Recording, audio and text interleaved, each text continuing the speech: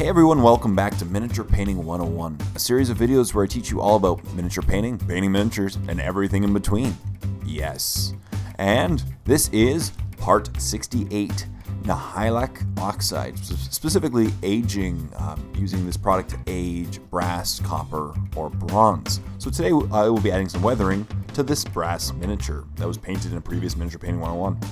Now, what people may not realize is that when brass, copper, or bronze miniatures age, they actually turn, a lot of the time they will turn bluish green. And this technical paint, Nihilakh Oxide from the Citadel range, is actually one of the best mimics of this particular phenomenon that I found, and I'm going to show you how to use this product today. It has a medium in it, so it's very thin. It goes on almost semi-transparent, but then dries opaque and a bit dull. So as I said, we're going to just take it, add a great shake to this product, and I'm just going to use a very nice fine detail brush and go directly from the lid, and together we will create the verdigris appearance. For those who don't know, verdigris is just is a phenomenon, is an appearance caused by oxidation of bronze, brass, or copper paints or surfaces.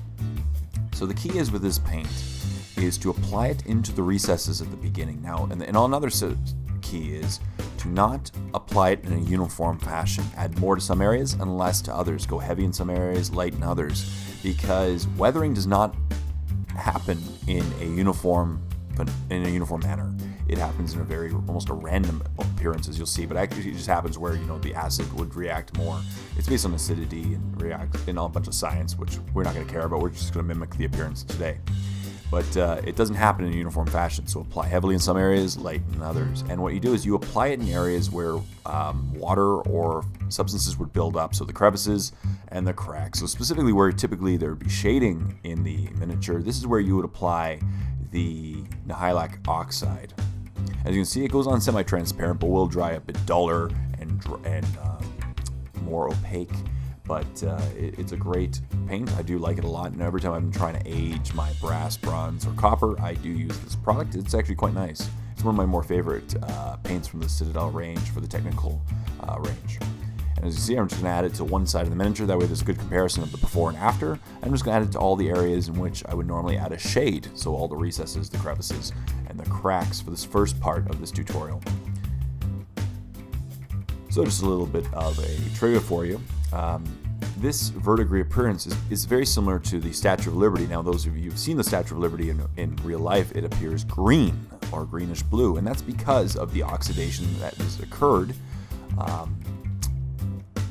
since they originally brought in. Originally, it was almost a brassy copper appearance, and now it's just covered in this greenish blue because of the years of salt water surrounding it and the salt water reacting with the Statue of Liberty itself. So as I said, I'm going to keep going and just adding it all around the miniature, in the cracks and crevices. In certain areas I'm going to go heavier, certain lighter, and I'm just going to add it with, as you see now, it's a 00 brush, and just carefully and precisely add it to the miniature. Now if you go globs on, feel free. It just shows an area of high oxidation, and it's okay. It's a really weird appearance. You have to get used to the verdigris appearance because it's really weird seeing the bluish green on top of a brass at first, and you think that can't be right. But if you look at anything that's older and copper or older and brass, you tend to see this appearance. You go, oh, that makes sense.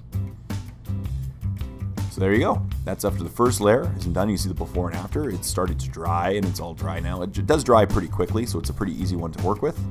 And it started to add. You know what? Here's what I like to do to take this a little bit one step further. I like to let the first layer completely dry, and then I will take my brush and add a very, very thin layer of this Nihilakh Oxide in between the areas in which I used it. Because there's a very sharp contrast right now between the places I added it in and the places I didn't. And it just doesn't look too right because it's too sharp of a contrast. So the next step will just be adding a little bit of Nihilakh Oxide between those areas, working my way towards the center of each area. And that way you can add a little bit, and then you can subtract a little bit if you want. Just as you can see, I'm just adding and subtracting a little bit to blend it. So this second step will end up blending the Nihilakh Oxide really well, and it will dull the entire side. And so what it does is it really does blend it really well into the brass, and it removes that sharp contrast. And you can keep the sharp contrast if you wish. I just like doing the second step because it adds a lot of realism, and you'll notice that anything that has a lot of this oxidation on it won't have many very vibrant, bright surfaces. So adding this in the middle of it just adds so that in the center parts is where the oxidation has begun, and the end parts are where it's been going on for a long time. I'm just going to keep doing this over all the surfaces.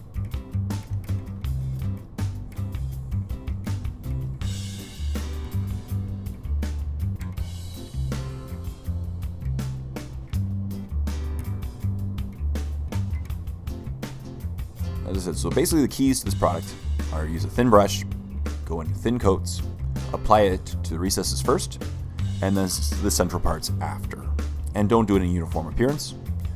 Heavier in some areas, lighter in others. It will build up in certain areas. And if you studied, verdigris appearances, you'll notice that that'll happen. That'll be really strong in some, not strong in other parts of the model.